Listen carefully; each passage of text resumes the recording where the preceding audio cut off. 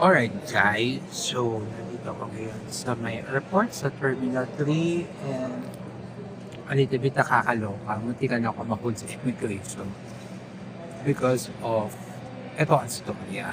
Okay. As in, ang tagal ko sa immigration. Pero nakalusot naman. Pero ito ang story. Okay. So, here, sa may airport. Okay, so ang story is good thing humingi ako ng employment certification o EOC sa kumpanya namin at nila ko yung company ID namin. And then I have proof na meron talaga akong work via emails, sa drivers, WhatsApp, ganyan mo.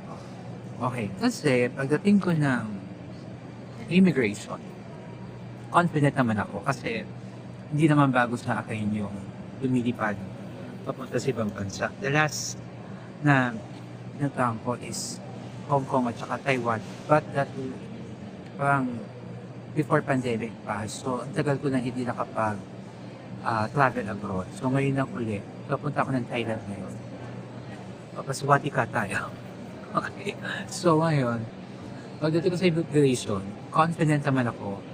Okay, so hindi ko pa binibigay yung ibang documents ko. Binigay ko muna yung passport ko at saka yung boarding pass ko. And then, the immigration, yung babae, nag-start na siya mag-ask about ano yung work ko, ganyan. Sabi ko, I'm a merchandising manager. And then, nilabas ko na yung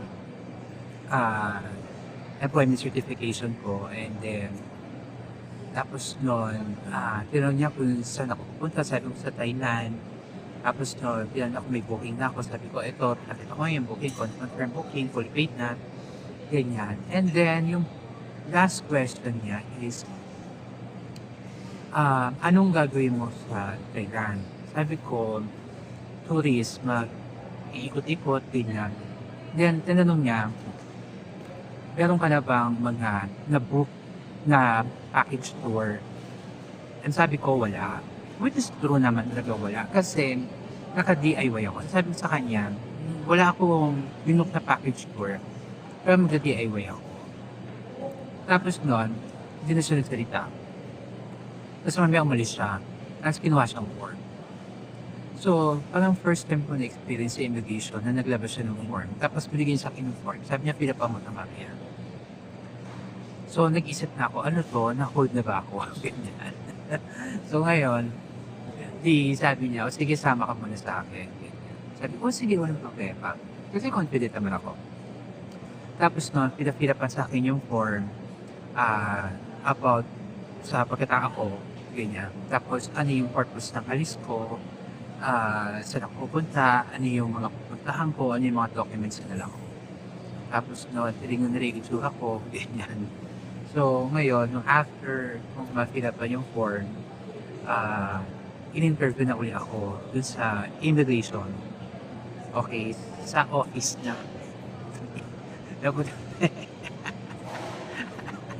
Na-hot seat ako. Okay. So, ngayon, pagdating ko doon, cool naman, chill lang din naman. Kasi, yung immigration officer naman doon, may private room, okay, parang ganyan. Okay naman siya, kausap. Tapos noon, hiningi niya sa akin yung employment certificate ko, tapos nakita ko yung ID ko. Tapos tinanong niya kung ano ang trabaho ko, ilan taon na ako sa company. Ganyan sinabi ko, mag-11 years ako sa company. Bakit daw ngayon ako na nag-travel? Sabi ko, ngayon ako nagkaroon ng opportunity after ng pandemic. Sabi ko, gano'n kasi sobrang busy sa work.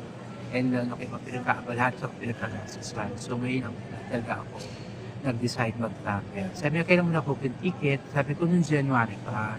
Yung hotel, kailan mo na-book? Sabi ko, noong January pa rin. Pero biniyaran ko siya kasi inabot ko yung bago yung cancellation para naman pa akong discount na makuha. Sabi niya, bakit ka na-book ng ticket? Ganyan. Sabi ko kasi, gusto kong magpunta ng Thailand. Gusto kong mag-ikot sa Thailand. At saka nakakita ko ng seat sale sa sobrang mura ng ticket. Balikan. So, why not? Diba? So, una, tapos noon, sabi yan ko noon, anong trabaho mo? Ganyan. So, sinabi ko yung trabaho ko, I'm a visual merchandising manager for a brand. Ganito, sinabi ko yung brand. Tapos sabi niya, bakit iba yung pangalan ng company tsaka brand? Sabi ko, kasi company siya. It's a group of companies. Tapos they handle the brand and it's a retail. Sabi ko gano'n. And I'm handling brands from Upper Luzon down to Mindanao. So may explain ako. Tapos sabi, ano yung trabaho mo? Example. Sabi ko, ako yung nag-design, ganyan. Ako yung nagbibigay ng directives about the display. Ako yung nag-conceptualize. Sabi ko, kung ano yung makita mo sa tindahan, brain ko yun, parang ganyan. Sabi ko. So, tinitingnan nila maigit kung ano yung trabaho ko. Parang gano'n. Tapos, nung tingnan, itsura ko, itsura ko naman mukha naman ako magta-travel lang. Hindi naman ako mukhang makititingin dito. Tapos nun, syempre good faith naman talaga ako dahil alam ko naman na, kailan ka ba palit? Sabi ko sa ganitong araw pa, ganyan. Tapos sabi ko, saka isa pa dito ako nag-park ng kotse ko, so kailangan ko talaga bumalik. Ito yung parking ticket ko, sabi ko, ito yung ORCR ko, ganyan. Tapos nun, so yun na nga, hanggang naging okay na, tapos nun, pina-photocopy na lang yung booking ticket ko at saka yung hotel confirmation ko. Tapos nun, parang in-okay niya na yung for siguro mga ano kami, mga 10 minutes kami, 15 minutes kami nag-usap na sa immigration. Tapos so, pinapunta niya ulit ako dun sa immigration booth para tatakan na yung passport ko. Tapos yung pinakahuling immigration na officer, parang ang tapang-tapang na dating niya. Sabi niya, asan yung ano mo? Asan yung travel mo? Tapos so, sino nakausap sa immigration? Sabi ko, nakamit ako yung pangalan ng kausap ko. Tapos nun, sabi niya, nagmamadali ka pa? Sabi ko, hindi pa naman 7 o'clock pa naman yung flight ko. So, buti na lang, good thing, maaga ako dumating sa airport. Okay, so, kayo kapag meron kayong agad ng eksena, make sure na mahal. Siyempre, who knows naman may ganit kayo eksena, pero make sure na agahan na napunta sa airport. Para kung sakali may mga ganitong scenario, at least hindi kayo nag-aabol na oras niyo sa aeroplano. So, nung natapos na ako dun sa last immigration, tumawa siya. Sabi niya, kinabahan ka ba? Sabi ko, tawa lang ako. Sabi ko, hindi na ako inabahan. Confident naman ako kasi nga, alam ko naman, good faith naman yung lahat ng documents ko. At saka yung plan ko to travel sa Thailand talaga. So, yun na, medyo tumagal lang ako sa immigration.